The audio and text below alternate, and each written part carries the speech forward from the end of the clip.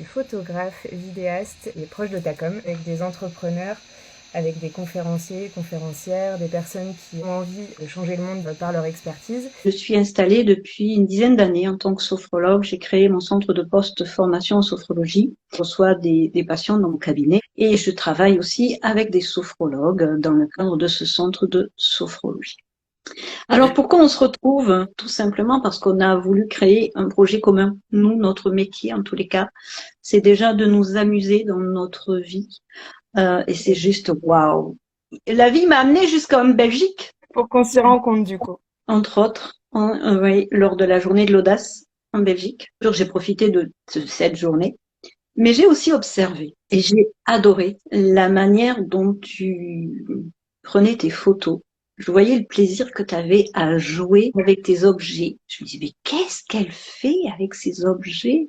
Et puis je te voyais te tordre de tous les côtés, et puis waouh, aller prendre le meilleur angle pour observer, pour aller capter les regards, capter les images. J'ai vraiment adoré. En général, quand on me voit sur un événement, on m'oublie pas parce que je fais vraiment des trucs bizarres. Je trouve que tu as un côté un peu magique dans ton travail, quoi. Il y a vraiment, j'ai vraiment adoré. Merci. Je fais prendre conscience tous les jours à des gens, un petit peu plus de qui ils sont. Faire prendre conscience aussi, c'est, dans mon métier, c'est aussi se dévoiler. Et je pense que le point commun aussi entre la photo et la sophro, c'est le dévoilement. Et la connexion à soi, je pense. Et en tant qu'entrepreneur, puisque toi aussi tu es entrepreneuse, le but du jeu, ça va être aussi, bien sûr qu'on a des compétences dans notre spécificité, mais le but du jeu, ça va être de développer notre entreprise. Moi, il m'a fallu aller travailler sur quelque chose d'important, c'est oser m'exposer. Il a fallu que je travaille sur mon image, parler de moi, poser des mots, travailler sur comment je vais m'exprimer pour me montrer au monde. J'ai eu la chance d'être sophrologue. Et quand on est sophrologue, en fait, on apprend à s'aimer, changer notre regard sur soi. Et je me suis servi de mes outils pour aller travailler sur mon image, pour pouvoir se dévoiler dans la communication qu'on va aller faire dans notre entreprise. Je fais exactement la même chose avec la photo pour apprendre, moi, à être à l'aise avec moi-même. J'ai vraiment fait un gros travail avec la photo pour me prendre en photo et pour faire la paix avec mon image. J'ai vécu une période comme ça difficile avec moi-même. Et la photo, elle m'a vraiment permis de faire mon autothérapie. Et donc, je faisais des autoportraits. Je me suis mise à nu. Je me suis exposée parce que j'ai fait une vraie exposition photo avec ces photos-là. Et ça m'a vraiment permis d'appréhender mon corps, mon âme, le regard que je pouvais porter sur moi. Et je l'ai vraiment fait pour moi. J'ai pensé à personne d'autre à ce moment-là.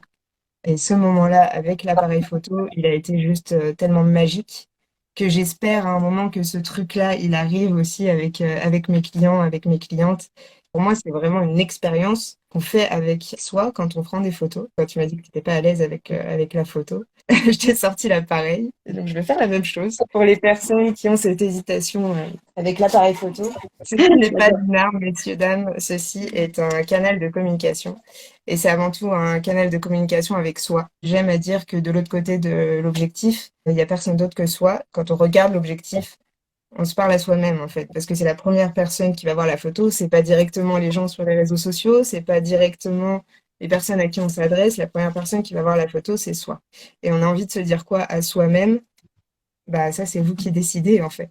Je vois avec l'expérience qu'à partir du moment où on y met de l'amour, la photo, elle dit quelque chose, mais les yeux, le visage, l'intention qu'on y met, c'est aussi quelque chose. Le fameux mot magique de je suis photogénique. En fait, il part de là. Photogénique, ça veut dire quoi? Ça veut juste rien dire pour moi. C'est un mot que j'ai envie de mettre à la poubelle.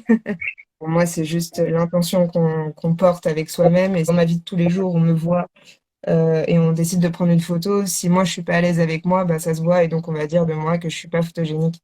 À l'inverse, si je m'assume physiquement, je porte mon corps avec ma tête, avec mon cœur, avec mon esprit, bah, ça se voit. Et quand je prends une photo, bah, à moins que je sois en train de parler comme ça, bon, là, ça s'appelle pas être photogénique, c'est juste que j'ai pris le moment qu'il fallait pas en photo.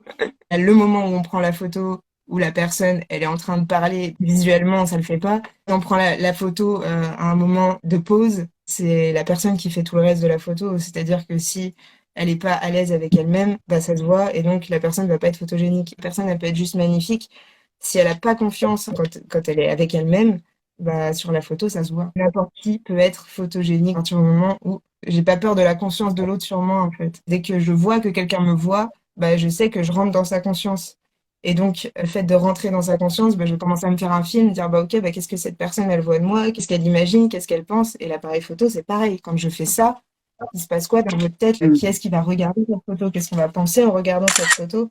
Et en fait, c'est ça le truc. Et donc, quand on prend des photos, bah, l'idée, c'est de se dire, OK, j'ai envie de me dire quoi à moi-même? J'ai envie de voir quoi quand je vois la photo? Moi, personnellement, avant tout le reste du monde, qu'est-ce que j'ai envie de me transmettre à moi? Donc, c'est Hmm. entre autres ce qu'on va faire ensemble. Là aussi, on se rejoint sur la sophro. Tu parles d'intention. Et en sophro Ouais. aussi, on parle d'intention. Tu parles aussi d'aller se rencontrer soi, se rencontre dans son image. En sophro aussi, on se rencontre. Tu parles aussi de regard qu'on va porter sur soi. Tu parles aussi Ouais. d'amour qu'on va porter sur soi. Ouais. Mais en sophro, c'est pareil, en fait. On va aussi venir apprivoiser.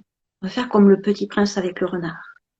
On va venir s'apprivoiser, on va venir apprivoiser son corps, se regarder à l'intérieur. Non plus, tu vois, en souffrant, on vient juste fermer les yeux.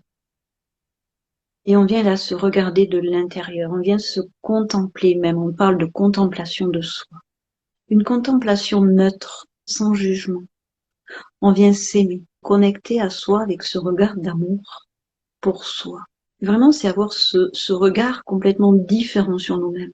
Et sur cette journée, là, d'associer sophro et photo, ça va être de vivre des expériences. On a trouvé un mot, hein, c'est réunification. Rassembler les parties de nous, la partie de nous qui est en lutte avec ce qui se passe et la partie de nous qui a envie de faire un avec le corps et la tête et le cœur et l'ensemble de nous-mêmes en fait. Au même titre que la sophrologie, c'est un canal avec soi. Quand on ferme les yeux, qu'on commence à se connecter avec soi, on est en communication avec, voilà, avec ce qu'il y a à l'intérieur. Et en photo, c'est pareil, on va créer un espace entre soi et l'appareil photo pour avoir cette communication, ce canal de communication-là. Et donc, c'est vraiment c'est là où la sophro et la photo se rejoignent vraiment, c'est qu'en fait, les deux expériences viennent créer un canal de communication avec soi. Moi, je vais créer des images. Toi, tu vas créer une réunification avec soi, une reconnexion avec soi.